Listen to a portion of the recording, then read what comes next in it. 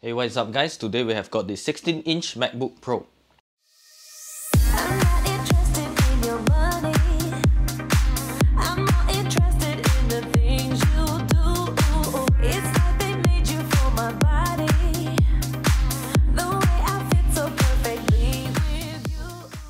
So I've owned the MacBook Pro for about 3 months now, and I have to say it's the most powerful MacBook Pro I have ever used. And yes, it is still one of the most powerful you can buy today.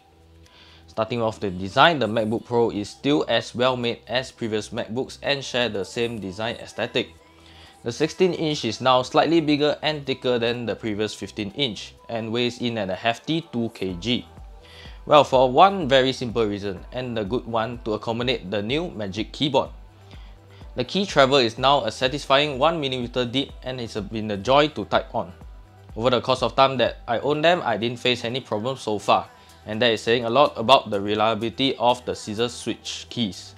Now, there is a dedicated escape button that is obviously much better than tapping on the touch bar. The touch bar is still there and pretty useful for my use case.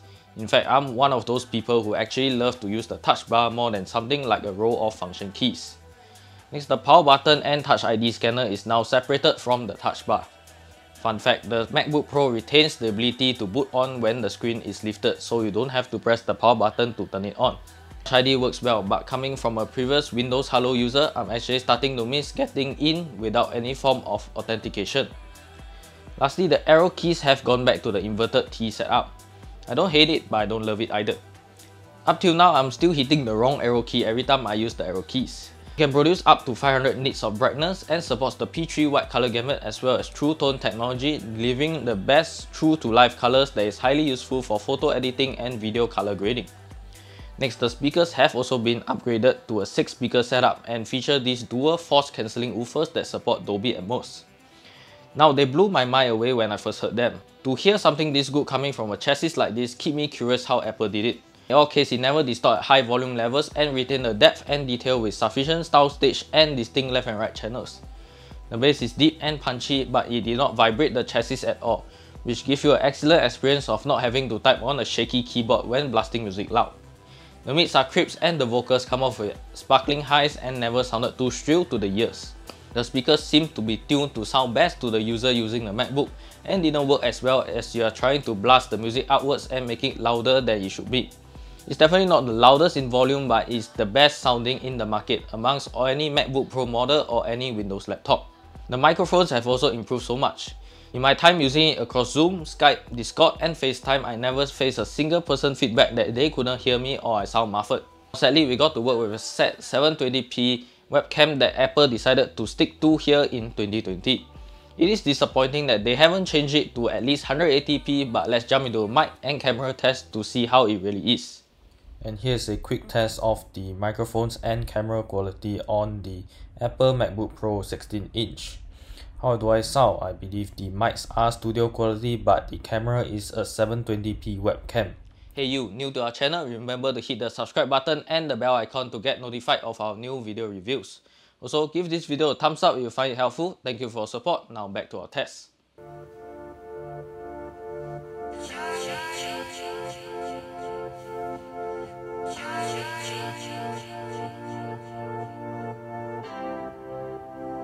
Just hold on into places that I'll never go. Seen some places that I'll never know. I keep dancing, but it's just for show. Whoa.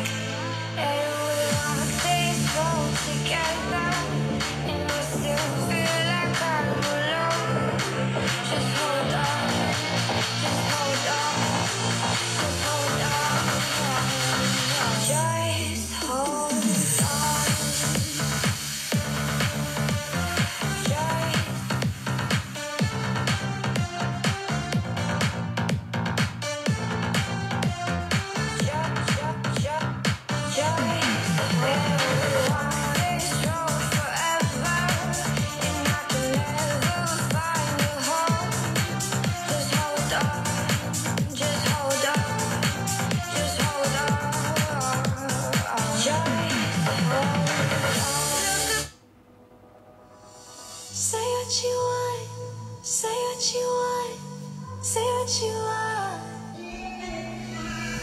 Say what you want, say what you want, say what you want. Say what you want, say what you want, say what you want. Say what you want, say what you want, say what you want.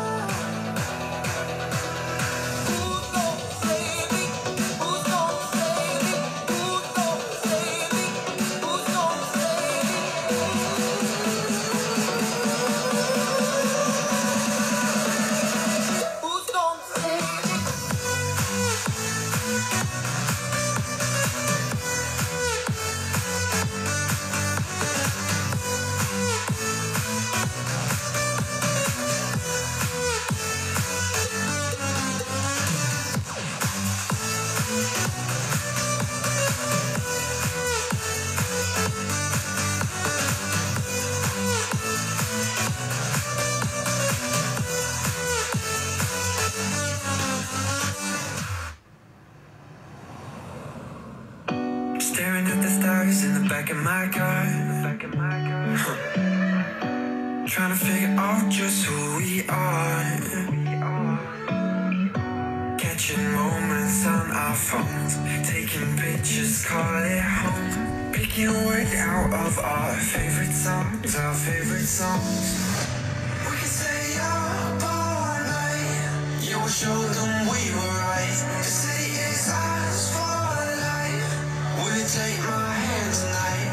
We can stay up all night, yeah, we'll show them we were right.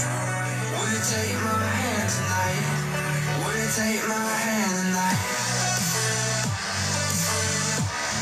Yeah, we'll show them we were right. Will you take my hand tonight? We can stay up all night, yeah, we'll show them we were right. Will you take my hand tonight? Will you take my hand tonight? Moving on to performance, the model we are testing here is the 2.3 GHz 8-core 9th generation Intel Core i9, 32 GB of RAM and 8 GB of AMD Radeon Pro 5000 series graphics. But you can max out the performance to a 9th generation 8-core Intel i9 with turbo boost up to 5 GHz and 64 GB of RAM, together with a whopping 8 TB of SSD storage on board.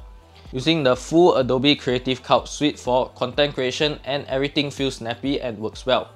In Photoshop, I was able to open a series of Sony RAW files quickly and lag-free.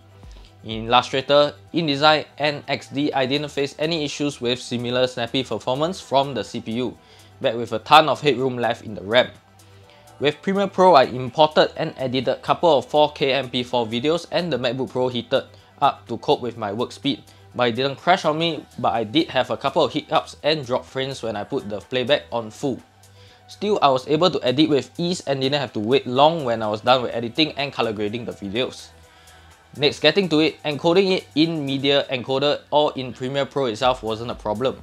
With the dedicated 8 GB of AMD Radeon Pro GPU, I was able to significantly reduce the encoding time with meta acceleration. Using Final Cut and DaVinci Resolve, I was able to achieve the same performance with no problem. Logic Pro X, on the other hand, was able to load well and handle a couple of multiple tracks and effects playing all at once.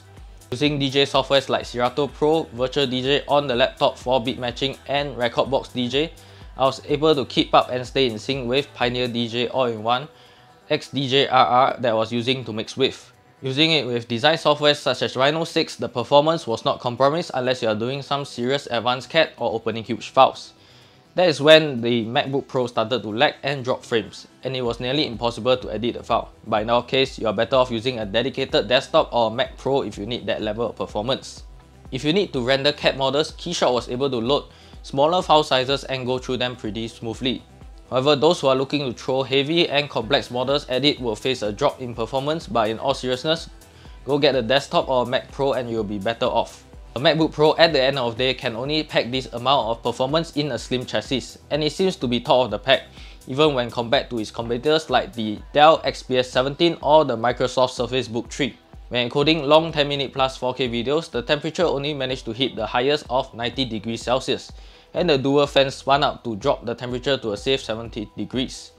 The fan spun upwards of a 5200 RPM to 5600 RPM and wasn't the quietest to actively cool off the MacBook Pro, but it was definitely not as loud as something like the Dell Alienware M17R2.